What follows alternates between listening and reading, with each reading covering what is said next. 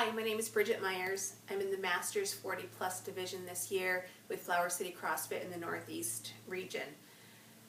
I'd have to say that this year the hardest part about this challenge was it started 2 days after my wedding.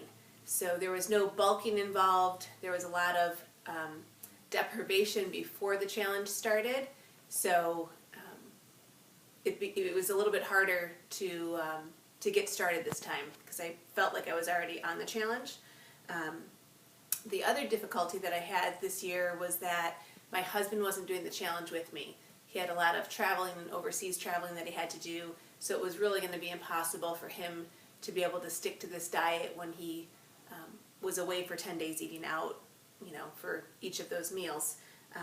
So doing it alone was a bit of a challenge, although when we were home and he was here, he helped me and supported me and ate clean with me, minus a beer here and there.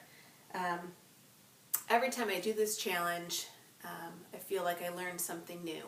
This year I really focused on my goals and not so interested in winning the challenge, although it would be great if I came out on top for this. But I feel like the points are difficult to manage when there are so many different strategies that people use in the challenge.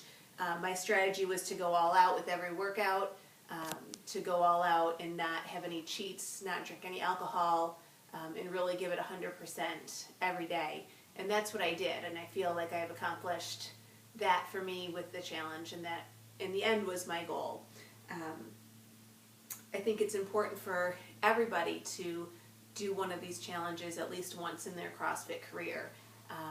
It teaches you a lot about yourself, it teaches you a lot about your diet and your discipline and what your body really craves. I struggled with the sugar this time, which I didn't really notice in previous challenges, but man, I just wanted a piece of dark chocolate. But staying strong was great. It's going to be interesting to see what Monday brings as far as what I decide that I'm going to eat and what I'm not going to eat, because I feel like I want to really stay strong and stay focused on improving my body and improving my workouts.